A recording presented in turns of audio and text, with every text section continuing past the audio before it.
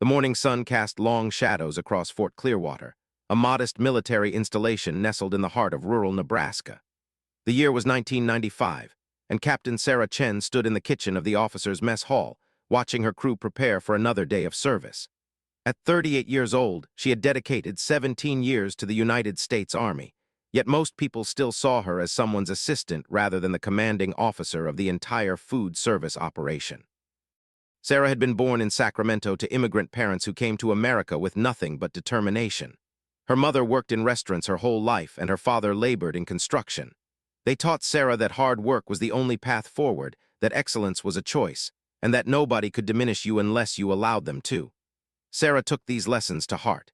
She joined the military at 21, earned her degree through night classes, and worked her way up to captain.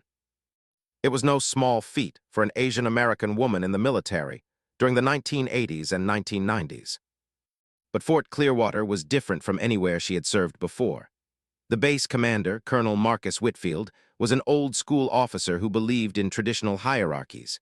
He had grown up in the South during a different era, and while he was not overtly hostile, he had a way of looking past Sarah, through her, as if she were part of the furniture rather than a ranking officer. When he addressed the mess hall staff, he rarely looked at her, instead directing all his attention to Major Jim Bradshaw, Sarah's second-in-command, who was white, loud, and prone to taking credit for work he did not do. The morning of the unexpected visitors began like any other. Sarah had arrived at 4 o'clock to oversee preparations for breakfast. She had checked the menu, inspected the equipment, and made sure every detail was perfect. The mess hall served 300 people at breakfast, and Sarah treated it like a military operation because to her it was one. Standards mattered. Quality mattered. People needed to eat well when they were serving their country. Around 7 in the morning, Major Bradshaw strolled into the kitchen with a cup of coffee and a smirk on his face. He barely glanced at Sarah before heading straight to the serving line to check on things. Sarah noticed immediately that he had missed the problem she had already identified and fixed. The griddles were not evenly heated yesterday, so she had made adjustments. The coffee pots had been cleaned thoroughly to remove old residue. The biscuits were being prepared from scratch, not using the packaged shortcuts that Bradshaw preferred. "Morning, Captain," he said, not really looking at her. "You think we can handle an extra 50 mouths today? We've got some Japanese military officers coming through as part of that exchange program. Colonel's orders." Sarah felt her stomach tighten, but she kept her expression calm. This was a significant responsibility, and it should have been brought to her attention formally, in writing, with time to plan. Instead, Bradshaw was telling her this casually, as if he were asking if they had enough napkins. "How many?" she asked, her voice steady. "Maybe 50, 55. They're supposed to arrive around noon. They want to see how we operate. Cultural thing, I guess. More work for you people." He smiled in a way that made it clear he meant something deeper by that comment. Sarah ignored the implication. "I'll need to adjust the menu. We'll need to account for dietary preferences, possible allergies, and different eating customs. Have we been given any information about their preferences?" Bradshaw waved his hand dismissively. "Just give them burgers like everybody else. These guys are soldiers, same as us. They don't need anything special." He walked away before Sarah could respond, leaving her alone with a logistical puzzle and no time to solve it properly. This was the pattern that had defined Sarah's career at Fort Clearwater. Decisions were made without her input. Challenges were dropped on her plate at the last moment. And when things went well, Bradshaw found a way to be in the photo. When things went wrong, everyone looked at the mess hall. Sarah took a deep breath and began making calls. She contacted the dining hall staff. She spoke with the supply sergeant to see what we had available. She reached out to the base commander's office to request any information about the Japanese officers' dietary needs. The answers she received were frustratingly vague, but Sarah had learned long ago that working with incomplete information was part of the job. By mid-morning, she had developed a plan. They would prepare a traditional American lunch, burgers, hot dogs, and side dishes, but she would also have her team prepare some lighter options. She would ensure the food was presented with respect and professionalism. She would make sure this meal reflected well on Fort Clearwater and on the United States Army. Around 11 o'clock, Major Bradshaw gathered the staff in the mess hall. "Listen up," he announced, his voice loud and commanding, though he was speaking to people whose job was to follow orders, not question them. "We've got these Japanese military observers coming in. They're here to see how we do things. I want everything professional and clean. Captain Chen, make sure you've got enough food prepared." He said her name like he was already preparing an excuse for why her work might not be sufficient. Sarah raised her hand slightly. "Sir, I've prepared a selection of items. I've also reached out to see if we have information about any dietary restrictions, but I haven't received any specifics. The main menu will be burgers and hot dogs with sides and salads. I've also prepared some grilled chicken for anyone who might prefer it." "Fine," Bradshaw said, not really listening. "That'll be fine. Probably these guys eat just like we do anyway." Sarah bit her tongue. She had prepared detailed briefing notes about Japanese cuisine, common dietary practices, and appropriate ways to serve food in Japanese culture. She had planned to share these with the staff, but Bradshaw's dismissal made it clear that her preparation was not welcome. At least she had done her homework. She knew what was right, even if nobody else seemed to care. As noon approached, the Japanese officers began to arrive. Sarah stood in the kitchen, partially visible from the dining area, and watched as they were led into the mess hall. There were about 45 of them, dressed in their military uniforms, moving with the kind of discipline that told her these were serious, experienced soldiers.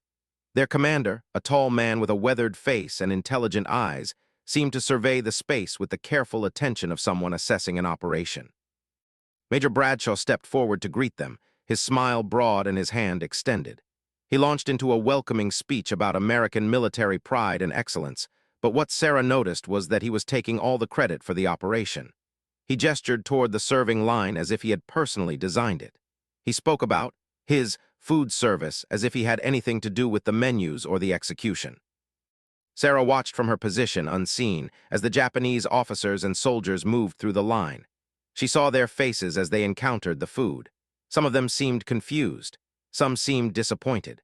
A few of them picked up burgers with visible reluctance.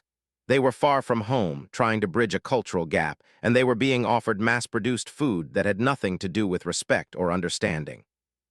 Then something happened that would change everything. The Japanese commander, who had been observing quietly, approached Major Bradshaw directly. Through a translator, he asked a simple question. "Who prepared this meal? I would like to offer my respects to the officer in charge of food service." Major Bradshaw smiled broadly and was about to respond when Colonel Whitfield, who had also been present for the visit, stepped forward. "That would be Major Bradshaw here," he said proudly.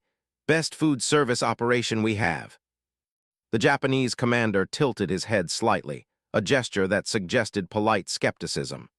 "I see," he said through the translator. "The meal is very American.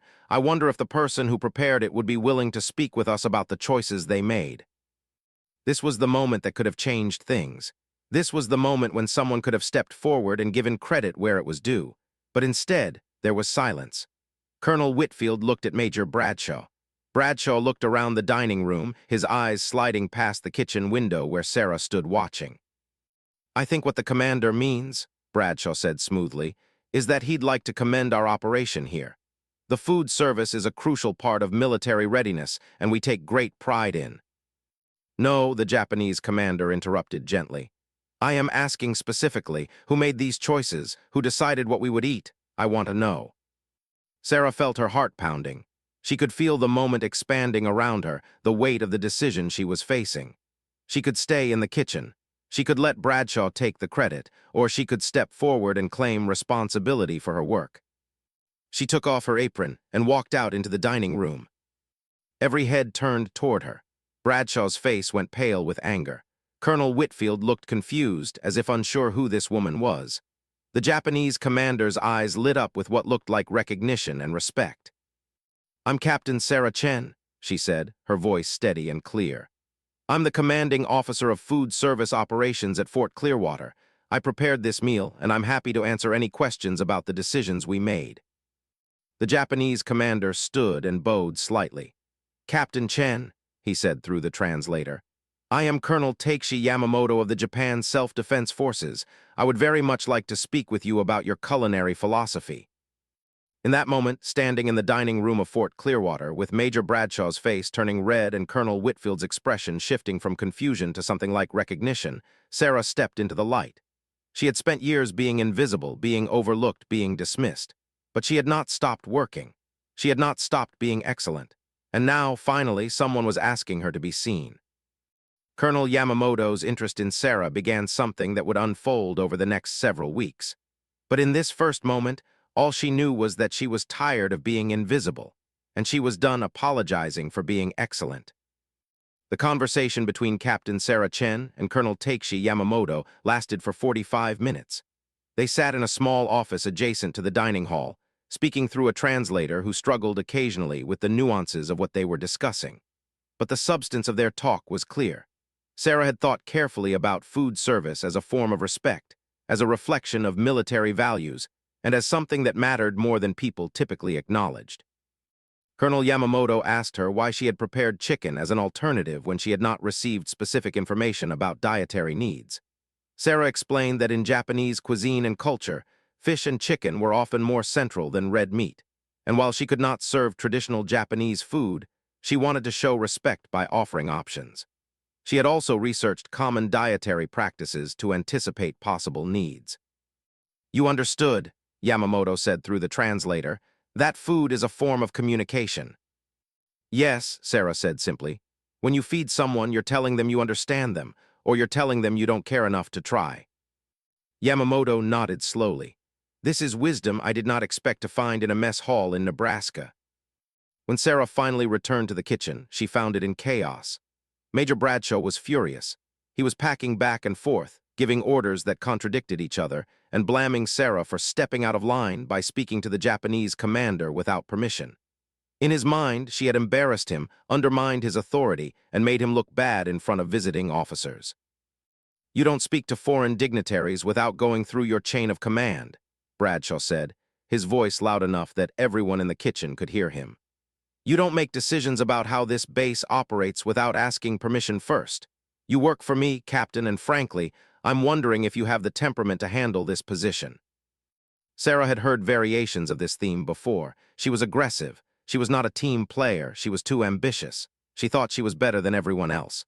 What was really being said was, "How dare you try to be excellent? How dare you step forward? How dare you remind everyone that you are actually in charge?"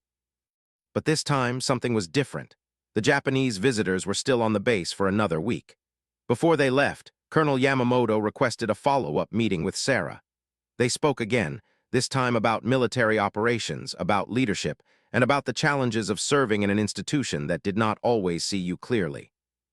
"In Japan," Yamamoto told her, "we have many generations of experience with people who were not valued by others.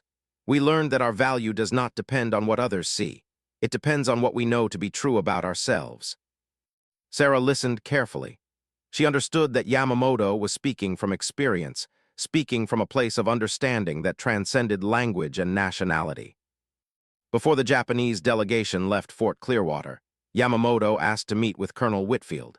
In that meeting, he specifically commended the food service operation, and most importantly, he asked that his compliments be directed to Captain Sarah Chen specifically. He explained that in his experience, it was the captain who had demonstrated the kind of thoughtful leadership that his country's military deeply respected. Colonel Whitfield had no choice but to accept this compliment on behalf of his base and by extension on behalf of Sarah. But something in his expression suggested that he was seeing Sarah for the first time, not as an assistant, not as someone to be managed, but as an officer whose work reflected on him and on the base. Immediately after the Japanese delegation left, Major Bradshaw began a campaign to discredit Sarah. He started making small complaints about her food service. He began questioning her decisions in front of the staff. He started documenting every minor issue, every broken piece of equipment, every moment when the service was slightly delayed, and he attributed all of these problems to Sarah's overemphasis on presentation rather than efficiency. More concerning, he began spreading rumors about Sarah. He suggested that she had been inappropriate with the Japanese commander. He implied that she had been seeking attention and that her outburst during their visit had been unprofessional. He told other officers that Sarah was difficult to work with, prone to insubordination, and had been a problem at other bases too. None of this was true, but Bradshaw was skilled at creating doubt. He was careful never to make direct accusations. Instead, he asked questions that suggested wrongdoing. "I'm just concerned about Captain Chen's judgment," he would say. "I wonder if her interactions with foreign officers were appropriate. Not that I'm suggesting anything improper, just that I'm concerned about how it looks." 2 weeks after the Japanese delegation left, Sarah was called into Colonel Whitfield's office. She found Bradshaw already sitting there, which immediately told her this was going to be a formal meeting.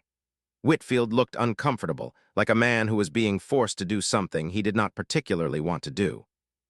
"Captain Chen," he began, "there have been some concerns raised about your performance and your judgment. We've had several reports from staff members about inconsistencies in the operation.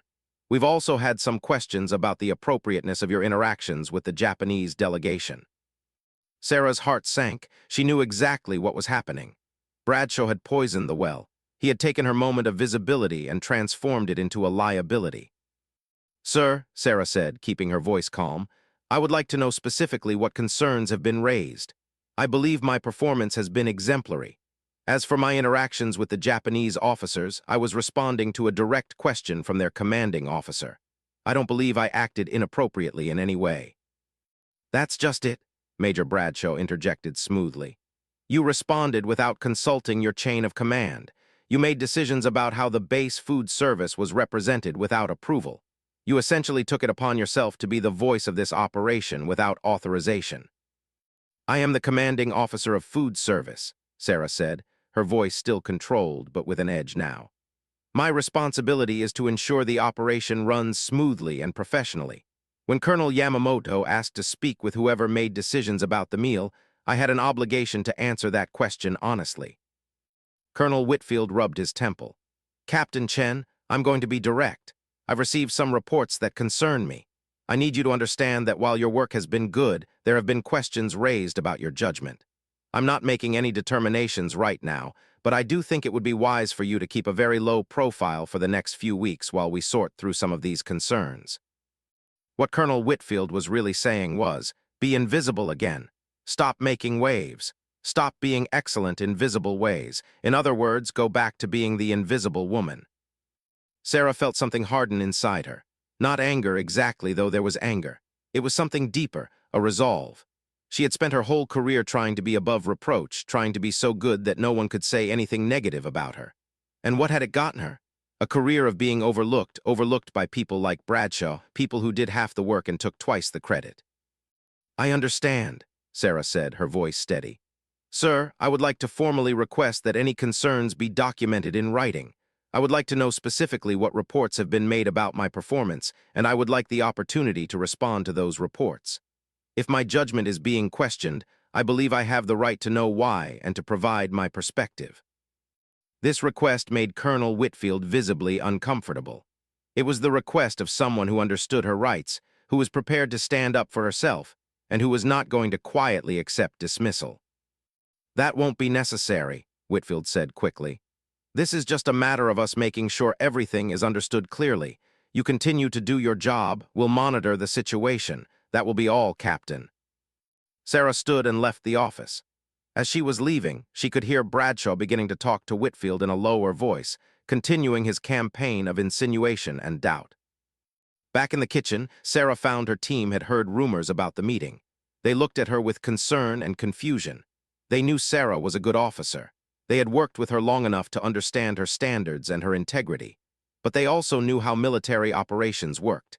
They knew that perception often mattered more than reality. Sarah addressed them directly. "I know you've heard there's been some concern raised. I want you to know that I have not done anything wrong. I will not lower our standards. I will not stop doing excellent work. What I'm asking from you is that we continue to do our jobs with the same professionalism and integrity we have always shown. Do you understand?" They nodded, but Sarah could see the fear in their eyes. Fear of being associated with someone who might be marked as a troublemaker. Fear of being caught in the crossfire of what was clearly becoming a more serious conflict. That evening, Sarah sat in her small on-base housing unit and made a decision. She was going to fight back, but not in the way that Bradshaw would expect. She was not going to go to Colonel Whitfield and complain. She was not going to try to defend herself through the normal chain of command, because that chain of command had already shown that it was compromised by Bradshaw's influence. Instead, she was going to document everything. Every meal, every compliment, every piece of feedback. She was going to keep records of her decisions and the reasoning behind them. She was going to build a case, not for anyone in the military, but for someone outside the military who might understand what was happening. Sarah picked up the phone and called information. She asked for the number of the main office of the Inspector General at the Department of Defense. She was going to make a formal complaint, but she was going to do it carefully, with documentation, with evidence, and with the knowledge that once she took this step, things would change forever. The next morning, Sarah began her paper trail. She was no longer just a food service officer. She was now someone who had decided to hold the military accountable for the way it treated people like her. She was no longer invisible, and she was no longer going to accept being dismissed. For the next 3 weeks, Captain Sarah Chen became a meticulous record keeper. She documented every meal, every decision, every compliment, and every concerning interaction. She kept detailed notes about the operational changes she made, the reasoning behind them, and the feedback she received. She photographed her meal presentations. She kept copies of all emails related to her duties. She noted every time Major Bradshaw made a dismissive comment or attributed her work to himself. More importantly, she asked colleagues to put their compliments and observations in writing. The Japanese officers had sent a formal letter to Colonel Whitfield thanking Fort Clearwater for the food service. Sarah requested a copy and placed it in her files. She asked the Japanese translator to send her an email summarizing what Colonel Yamamoto had said about her leadership and professionalism. Each of these communications became part of her record. She also began having conversations with other officers at the base who had experienced similar treatment. She learned that she was not alone. There were several officers who felt that their work had been overlooked or misappropriated. There were enlisted personnel who had witnessed Bradshaw taking credit for work done by others. She documented these conversations as well, with permission from those involved. But Sarah was careful. She did not become bitter or allow her anger to show. She continued to do her job at the highest level. She continued to train her staff. She continued to improve the food service operation. Because she understood something fundamental. If she let the situation change who she was, if she became defensive or angry or began to cut corners, then Bradshaw would have won. One afternoon, about 2 weeks into her documentation project, she received an unexpected visitor in her office. It was Lieutenant Jennifer Walsh, a young officer who worked in personnel. She closed the door quietly behind her. "Captain Chen," Walsh said, her voice low, "I probably shouldn't be here, but I need to talk to you about something." Sarah gestured for her to sit. "I appreciate you coming to me directly." "I was going through some files," Walsh said, "and I found something concerning. Major Bradshaw has been keeping a personnel file on you that isn't official. It's just a folder with his own observations and complaints.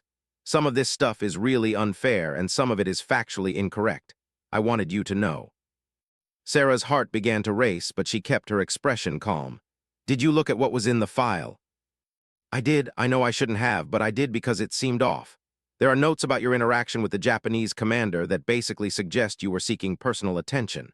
There are complaints about small things, like one day he noted that breakfast was served 2 minutes late. There are also some comments that I found pretty offensive. One note says, 'Officer shows lack of cultural assimilation,' and mentions your name." Sarah felt something cold settle in her chest. This was worse than she had thought. This was not just about Bradshaw trying to get credit for her work. This was about him building a case against her, documenting perceived offenses to create a record of unsuitability. "Jennifer, I appreciate you telling me this. I understand this might put you in a difficult position." "It does," Walsh admitted. "But it's not right, and I think you should know. I think you should also know that when I mentioned to some of the other officers that I found this irregular file, nobody seemed surprised. It's apparently something Bradshaw does. He keeps unofficial records on officers he has problems with." Sarah took a moment to process this information. "I need to ask you something, and I want you to think about whether you're comfortable answering. Do you think Bradshaw would have done this to a different kind of officer? Someone who looked more like him, maybe?" Walsh was quiet for a long moment. "Honestly, Captain, no, I don't think he would. I think you're right about what's happening here." After Walsh left, Sarah sat alone in her office for a long time. She now had confirmation of what she had suspected. This was not just about personality conflicts or professional disagreements. This was about bias. It was about an officer who saw an Asian American woman succeeding and decided that he could not allow it. That evening, Sarah began drafting her formal complaint to the Inspector General's office. She was careful to present facts rather than accusations. She documented the pattern of behavior, the undermining of her authority, the appropriation of her work, and the unusual maintenance of an informal personnel file. She attached copies of her own documentation, the letter from the Japanese commander, and the email from the translator. She also did something that was riskier. She wrote about the broader pattern that she had observed. She wrote about how officers who looked like her often found their work questioned in ways that other officers' work was not. She wrote about how excellence had not protected her from being seen as a threat. She wrote about how her visibility during the Japanese visit had somehow transformed her from an asset to a liability. Before she sent the complaint, Sarah made an appointment with a lawyer off base. She spent 2 hours going through her case with him, a civilian attorney named Robert Shaw who handled military cases. Shaw reviewed her documentation and her draft complaint. "This is solid," he told her. "You've done a good job documenting everything. I would make a few adjustments to the complaint to strengthen it, but this is strong material. However, I want you to understand something before you send this. Once you file this complaint, things are going to get harder before they get better. The military takes these complaints seriously, which is good. But it also means that people are going to realize you've gone over everyone's heads. That can make your work environment more difficult." "I understand," Sarah said. "But if I don't do this, what happens? I keep my head down, I keep being excellent, and people like Bradshaw keep getting away with this behavior." "True," Shaw agreed. "And it doesn't change the system. If you're going to fight this, you need to be prepared for the long game. This could take months. It might be ugly. But if you're willing to do it, I think you have a case." Sarah went home and slept on it. The next morning, she made her decision. She sent the formal complaint to the Inspector General's office with copies of all her documentation. Within 2 days, someone from the IG's office called her. They informed her that they had received her complaint and that it was going to be investigated. They asked her to continue documenting any incidents and to let them know immediately if there were any retaliation against her for filing the complaint.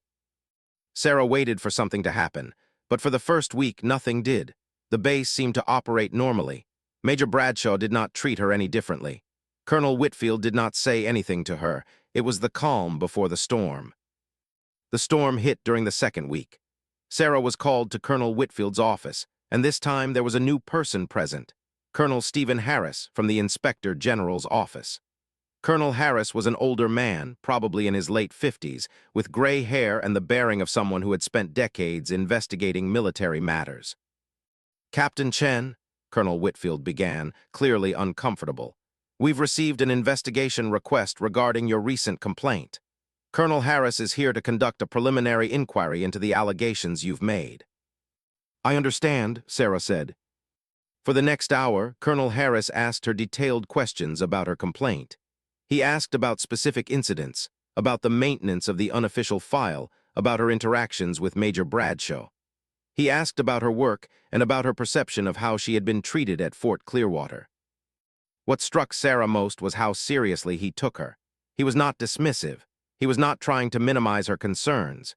He was treating this like what it was, a formal investigation into potential discrimination and misuse of authority. At one point, he asked her directly, "Captain Chen, do you believe that your treatment by Major Bradshaw would have been different if you were a male officer of European descent?" Sarah had not expected the question to be so direct. She took a moment before answering. "Yes, sir. I believe it would have been significantly different. I believe I would have been given credit for my work. I believe I would have been consulted before decisions were made. And I believe I would not have had an informal personnel file kept on me for perceived infractions." Colonel Harris nodded. "Thank you, Captain. I'm going to need to speak with Major Bradshaw and other officers. I assume you understand that." "I do, sir." As Sarah was leaving the office, Colonel Harris stopped her. "Captain Chen, I want you to know that filing this complaint took courage. What you're doing is important, not just for you, but for everyone who serves in this military. Thank you for being willing to do the difficult thing." Those words meant more to Sarah than she could express. She had spent so long thinking that she was wrong, that she was making too much of things, that she should just accept being overlooked. But Harris had confirmed what she had begun to understand. She was right, and it was right to fight back. The next few days were tense. The investigation was moving forward. Major Bradshaw learned that he was being investigated, and his behavior changed immediately. He became distant, professional, and careful. He was no longer making dismissive comments. He was no longer taking credit for Sarah's work. He was, in fact, almost ignoring her entirely. Her team noticed the shift, and while they did not fully understand what was happening, they could sense that something significant was occurring. Some of them seemed worried. Others seemed to lean in closer to Sarah, as if sensing that she might actually be right about the problems in their operation. Sarah received a phone call from Jennifer Walsh one evening. "I wanted to let you know," Walsh said quietly, "that Major Bradshaw requested copies of his personnel file. I think he's trying to figure out what he has documented that might be a problem. I thought you should know."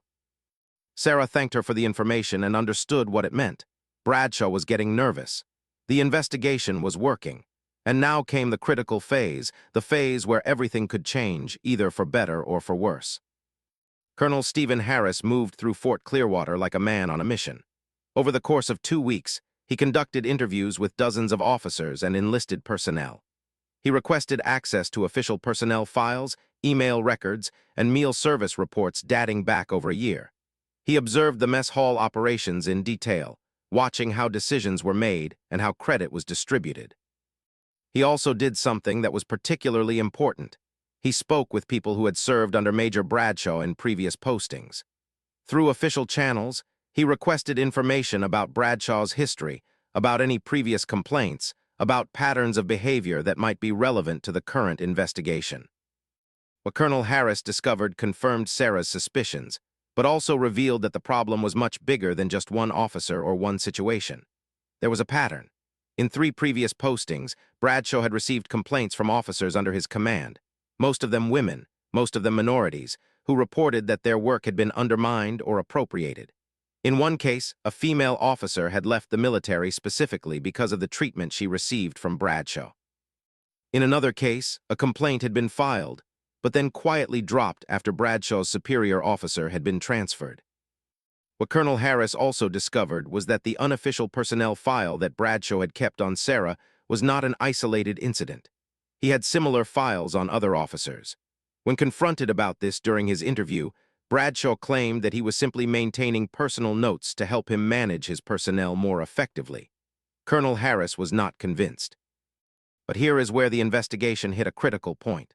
Colonel Harris discovered something else. Something that was potentially even more serious than the discrimination Sarah had experienced.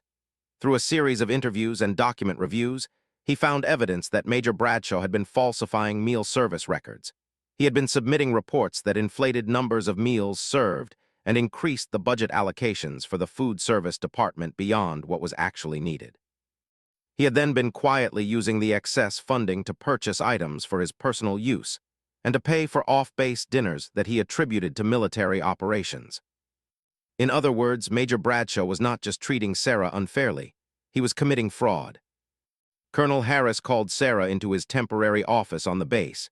This time, Colonel Whitfield was not present. It was just the two of them, and Harris's expression was serious. "Captain Chen," he began, "I need to tell you that my investigation has expanded significantly. While your complaint regarding discrimination and the appropriation of your work is being taken seriously, I have discovered additional issues in Major Bradshaw's conduct that are far more serious. These issues include potential fraud and misuse of military resources. Because of the nature and scope of these findings, this investigation is being elevated. You will be questioned further, but I want you to know that you may also be called to testify if this goes to a hearing or a court-martial." Sarah felt a weight settle on her shoulders. She had filed this complaint to protect herself, to get recognition for her work, and to hold Bradshaw accountable for his behavior toward her. But what was unfolding was something much larger and more complicated. "Colonel, I want to be clear about something," Sarah said. "I filed this complaint because I believed it was the right thing to do, but I don't have any personal stake in seeing Major Bradshaw destroyed. If my complaint has led to the discovery of fraud, then that's a serious matter, and it should be dealt with seriously. But I want you to understand that I'm not seeking revenge." "I understand," Harris said, "and that integrity is exactly why I believe your complaint was credible in the first place. You're not someone who cries discrimination for attention or to hurt people. You're someone who was wronged and decided to do something about it." Over the next few weeks, the investigation continued to expand. More interviews were conducted, more documents were reviewed, and more evidence of Bradshaw's misconduct accumulated. The question was no longer simply whether Bradshaw had discriminated against Sarah Chen. The question was what should be done about a major in the United States Army who had been systematically defrauding his own command. During this period, Sarah continued to do her job. She continued to train her staff, to maintain the highest standards in the mess hall, and to provide excellent food service to the base. She did not let the investigation distract her from her duties. In fact, she worked even harder, understanding that she was building a record of excellence that would speak for itself. Colonel Whitfield began to treat her differently during this period. It was subtle, but it was noticeable. He started greeting her when he came through the mess hall. He stopped by her office once to commend her on a meal service. He was, in essence, repositioning himself relative to her now that it was becoming clear that she might be the victim in a larger scandal, not the problem. Sarah accepted his civility without complaint, but she did not feel gratitude.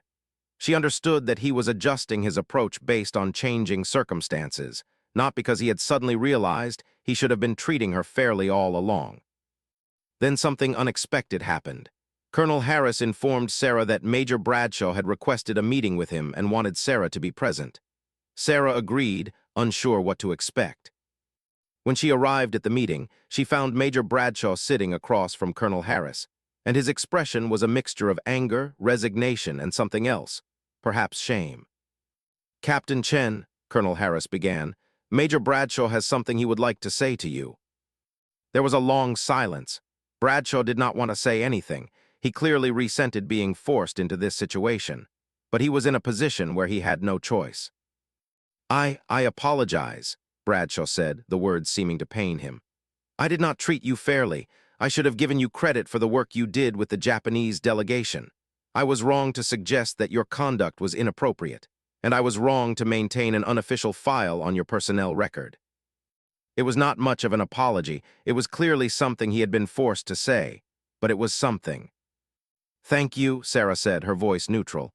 "I appreciate the acknowledgement." "That's all," Colonel Harris said. "Captain Chen, you can return to your duties."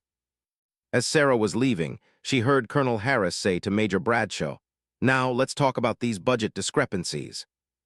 Sarah returned to the mess hall and found her team waiting anxiously to know what had happened.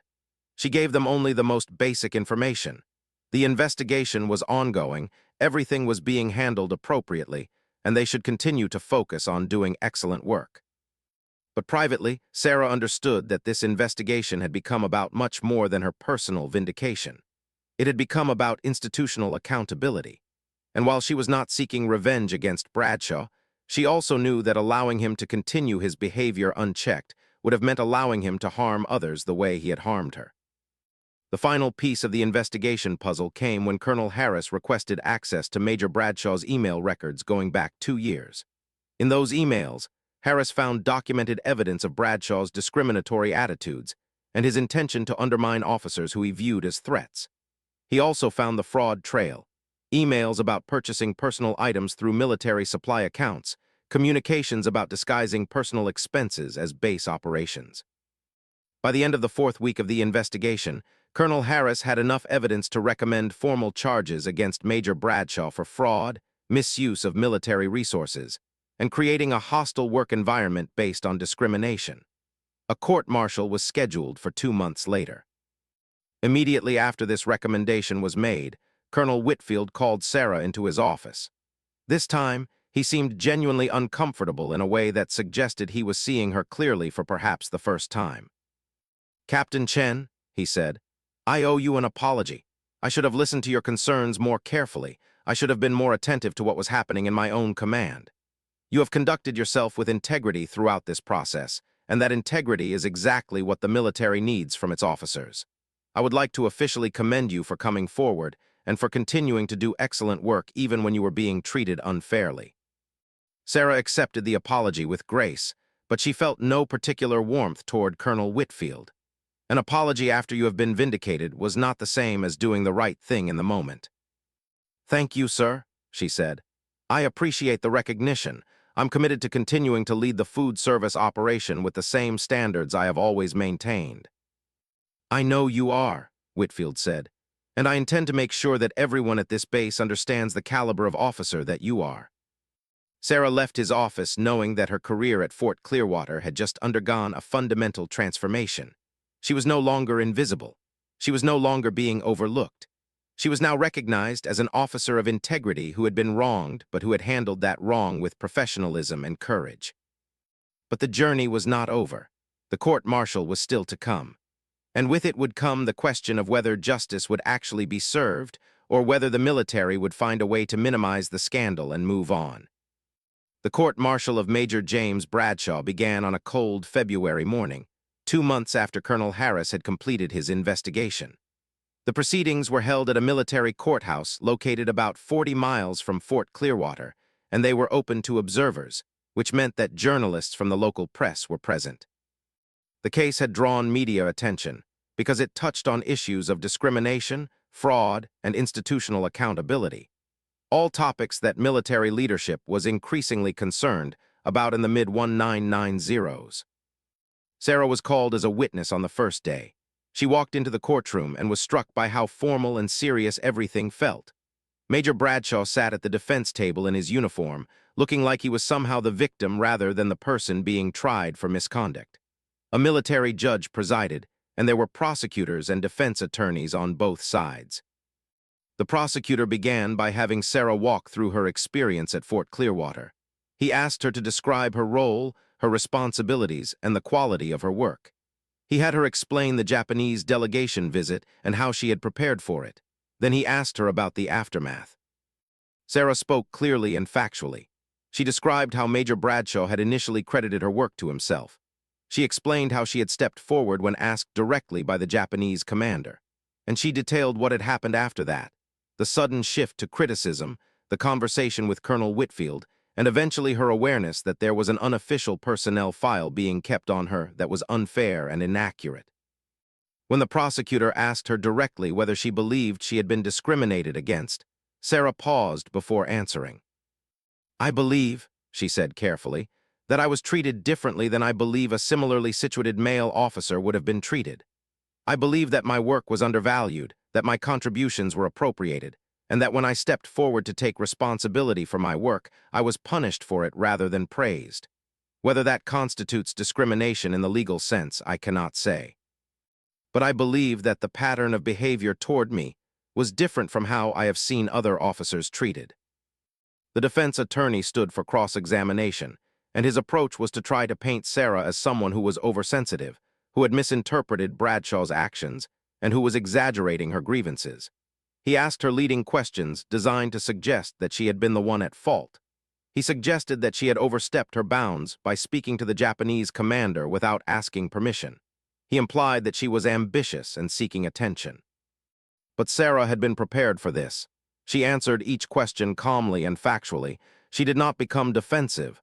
She did not engage with the implications. She simply stated what had happened and how she had experienced it.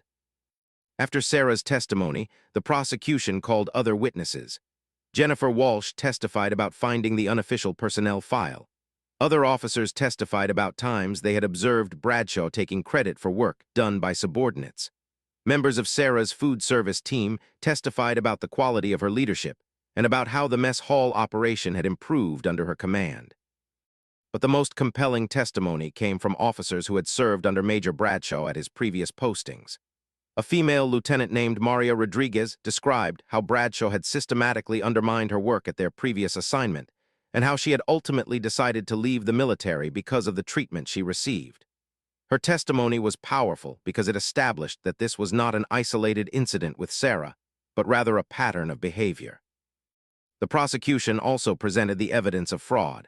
They brought in financial experts who walked through the budget manipulations, the use of military supply accounts for personal purchases, and the false reports that Bradshaw had submitted to justify budget increases. This was the part of the case that seemed to affect the military judge most visibly. The discrimination might be arguable or subject to interpretation, but the fraud was clear and documented. When the defense presented its case, Major Bradshaw's attorney tried to paint him as a misunderstood officer who was simply trying to run an efficient operation. He argued that the budget issues were minor accounting errors, not intentional fraud. He suggested that Sarah had misunderstood his management style and that the unofficial personnel file was simply his way of keeping track of performance issues. Bradshaw himself testified, and his testimony was revealing. He tried to defend his actions, but in doing so, he revealed his attitudes. He made comments suggesting that he believed Sarah was not culturally integrated enough into the military. He admitted that he had been frustrated by the attention that the Japanese officers had given to the food service operation. He suggested that women in the military often had difficulty understanding how to operate within a proper chain of command. Under cross-examination, he was forced to admit that he had kept personnel files on Sarah that he had not kept on other officers. He was forced to acknowledge that he had submitted budget requests that were higher than what was actually needed. He struggled to explain the personal purchases that had been billed to military accounts. The trial lasted 3 days.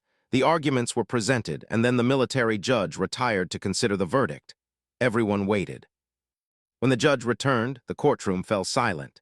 She found Major Bradshaw guilty on all counts: fraud, misuse of military resources, and creating a hostile work environment based on discrimination. She sentenced him to a general discharge from the military with loss of rank.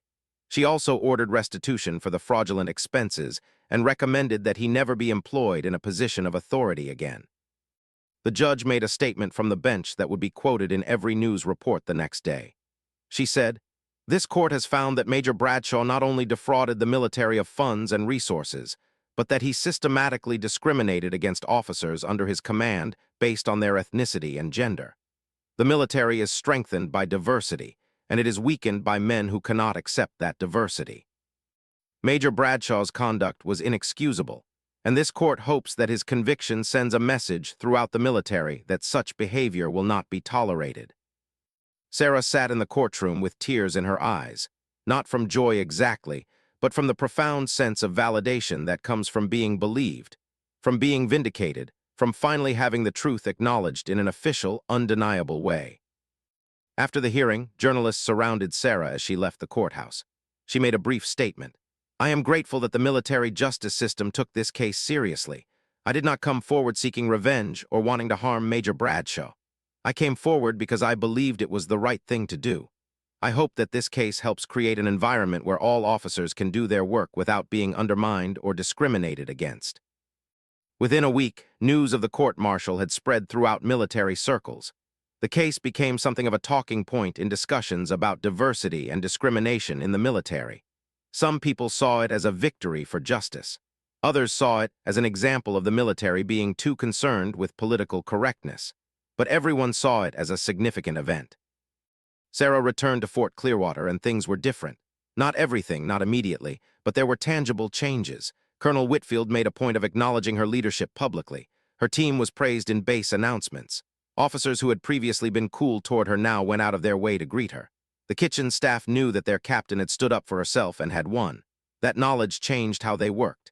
They took pride in being part of her operation. More importantly, though, Sarah had changed. She was no longer someone who doubted herself or who accepted being overlooked as simply the way things were. She understood that excellence was not always enough if you were not believed to deserve excellence.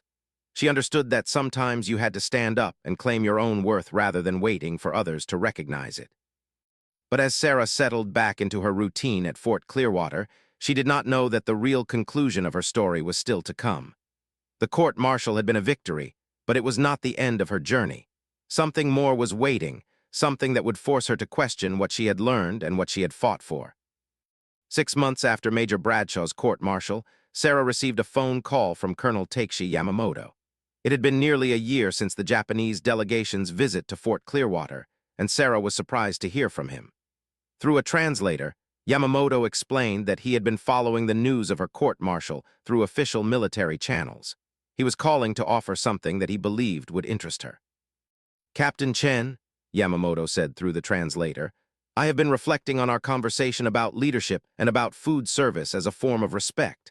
I have also been following your difficult situation with great concern. I have been authorized by my government to offer you an opportunity. We would very much like for you to participate in an exchange program. You would spend 3 months at a Japan Self-Defense Forces base, consulting on food service operations and serving as a cultural liaison. You would have the rank equivalent to colonel during this time, and you would work directly with our senior officers. We believe you have much to teach us, and we believe this experience would be valuable for you as well." Sarah was stunned. She asked for time to consider the offer and said she would need to discuss it with her command. When she presented the offer to Colonel Whitfield, she could see the calculations happening in his mind. On one hand, having one of his officers selected for an international exchange program would reflect well on the base. On the other hand, it meant losing Sarah for 3 months. But in the post-court-martial environment, Whitfield was eager to support Sarah's career advancement. "This is a significant honor," he said. "I think you should absolutely accept this opportunity. It would be very good for your career and very good for our international relationships." Sarah accepted the offer, and 3 weeks later, she was on a military transport plane heading to Japan. The experience of serving at the Japan Self-Defense Forces base was transformative in ways that Sarah had not anticipated. She was given the honorific rank of colonel. She worked with senior officers who treated her with enormous respect. She consulted on food service operations, but more importantly, she spent time in conversations about leadership, about cultural differences, and about what it meant to serve in an institution that was undergoing its own transformation regarding diversity and inclusion. Colonel Yamamoto became a mentor and eventually a friend. He shared with her the history of discrimination that the Japan Self-Defense Forces had faced, discrimination from other nations, discrimination within Japan itself about the military's role in society. He spoke about how the military was trying to evolve, to become more inclusive, to recruit women and officers from minority backgrounds. "You are brave," he told Sarah one evening, "because you did not accept the system as it was presented to you. You questioned it, you fought it. This is harder than accepting things. This is also necessary." But there was something else that Yamamoto wanted to tell Sarah, something that would fundamentally change how she understood her own experience. One day, he invited her to sit with him privately. He explained that he had something to show her that he believed would help her understand something important about what had happened at Fort Clearwater. "After my delegation visited your base," Yamamoto explained, "I filed a report with my government about what I observed. In that report, I documented Major Bradshaw's behavior toward you. I documented how he had taken credit for your work and how he had been dismissive of your expertise. I also documented my observations of Colonel Whitfield's discomfort with your visibility. I sent this report through official channels, recommending that American military officials be informed about these concerning patterns." Sarah felt her heart begin to race. "You reported this?" "Yes," Yamamoto said, "and I suspect, though I cannot confirm, that this report was one of the reasons that Colonel Harris became interested in your case. My government has significant influence in certain military circles. We were concerned about discrimination against women and minorities in the American military. We saw in you an example of the kind of behavior that troubles us. We decided to use what influence we had to ensure that the situation was taken seriously." Sarah did not know whether to feel grateful or to feel concerned. Was her vindication really her own achievement, or had it been facilitated by a foreign government's intervention? "Why are you telling me this?" she asked. "Because," Yamamoto said, "I want you to understand that justice is rarely pure. It is rarely achieved through individual heroism alone. Sometimes justice happens because multiple forces align in a way that creates an opening. You provided the courage, you provided the documentation, you were willing to risk your career, but I also provided the pressure from outside the system. Colonel Harris provided the investigative skill. Your colleagues provided testimony. All of these things together created the situation where justice was possible. I am telling you this because I want you to understand that receiving help, accepting support, recognizing that justice is sometimes a collective effort. This does not diminish what you did. It only means that you understood how to work within a larger system to achieve something important." Sarah sat with this information for a long time. In some ways, it was disappointing. She had imagined that her vindication was entirely her own doing, that she had stood up, fought, and won through her own courage and determination. Now she understood that there had been help. There had been luck. There had been external pressure. But Yamamoto was right. Recognizing these facts did not diminish what she had done. She had still been the one who decided to document everything. She had still been the one who filed the complaint. She had still been the one who testified. She had still been the one who was willing to risk her career and her standing to do what was right. "Thank you for telling me this," Sarah said finally, "and thank you for caring enough to try to help." When Sarah returned to Fort Clearwater 3 months later, she returned as someone who had been changed by her experience in Japan, but also clarified in her understanding of what had happened to her. She had been vindicated by the military justice system. She had been recognized for her excellence. But she had also learned that vindication was not always about individual achievement. Sometimes it was about systems working together, about people in different places choosing to stand up for what was right, about collective action creating change. Colonel Whitfield greeted her return with warmth. He informed her that he had recommended her for promotion to major, a recommendation that would now proceed without any controversy. Her case had become something of a teaching tool within the military about the importance of recognizing excellence regardless of an officer's background, about the dangers of discrimination, and about the value of investigating complaints seriously. The mess hall staff celebrated her return. They had missed her and had struggled without her leadership. Sarah returned to her duties with the knowledge that she had created something important, a team that understood excellence, a food service operation that reflected her values, and a place where people were treated fairly. But in her final week at Fort Clearwater, before she received her transfer orders to a new base, something unexpected happened. She received a letter from Major Bradshaw. It had been delivered to the base but forwarded to her through official channels. It was a handwritten note, and it read, "Captain Chen, I have had considerable time to reflect on my actions and the consequences they have created. I want you to know that I have not justified my behavior to myself or minimized my wrongdoing. I treated you unfairly. I was threatened by your excellence. I let my prejudices guide my decisions. The military has been my life, and now I have lost that life because of my own failings. I have written to Major Bradshaw's family and told them the truth about why I was discharged. I have sought counseling to address the attitudes that led to my behavior. I am writing to tell you that I am sorry. I know you do not owe me forgiveness, and I am not seeking it. I am simply telling you that you were right and I was wrong. I hope you continue to serve with the excellence that I was unable to acknowledge when I had the chance. Respectfully, Major Bradshaw." Sarah read the letter multiple times. She did not know what to do with it. It was possible that Bradshaw had written it as part of counseling or as a way of trying to rehabilitate his image. It was possible that it was genuine. She realized that it did not matter. What mattered was that she had done what was right.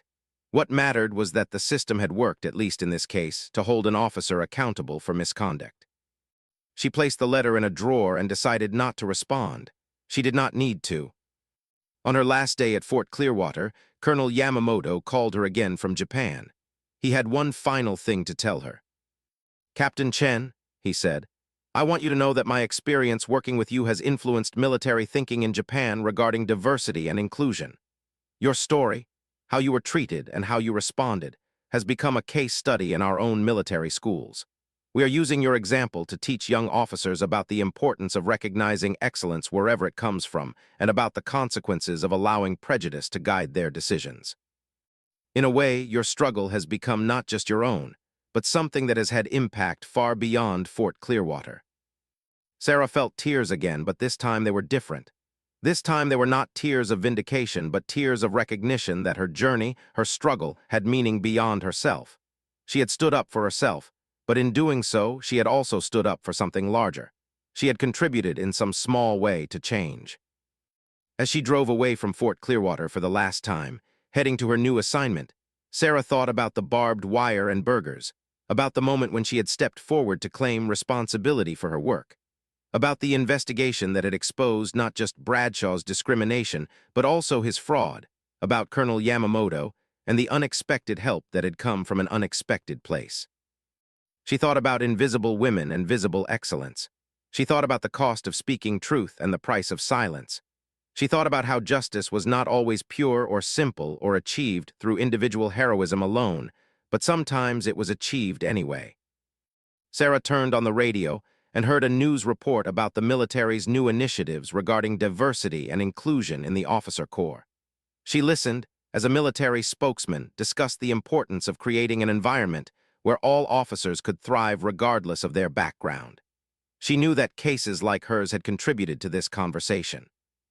She smiled, not with arrogance, but with the quiet satisfaction of someone who had done the right thing even when it was hard, even when nobody was watching, even when she was invisible. The story of Sarah Chen and Fort Clearwater did not end with a perfect resolution. Major Bradshaw did eventually find work in civilian life. Colonel Whitfield continued his military career, though he was watched more carefully after the incident at his base. The Japanese exchange program continued, creating opportunities for cultural understanding between nations. But Sarah's story continued as well. She was promoted to major. She served at other bases. She became an advocate for military officers facing discrimination. She worked with the Inspector General's office to investigate other cases of misconduct and discrimination. And she never forgot that moment when she had stood up to be seen, when she had refused to be invisible anymore. Years later, when Sarah had risen to the rank of colonel and was serving in a position of significant authority, she would use her platform to champion other officers who had been treated unfairly. She would make sure they knew that speaking up was not career suicide, that justice was possible, that the system could work if you were willing to fight for it. And on quiet evenings, she would think about the barbed wire and burgers, about a young Japanese colonel who had recognized her excellence when her own commanders had failed to see it, about the unexpected places from which help could come, and about the power of simply refusing to accept being invisible. Her journey had been neither simple nor pure, but it had been real and it had mattered, and that was enough.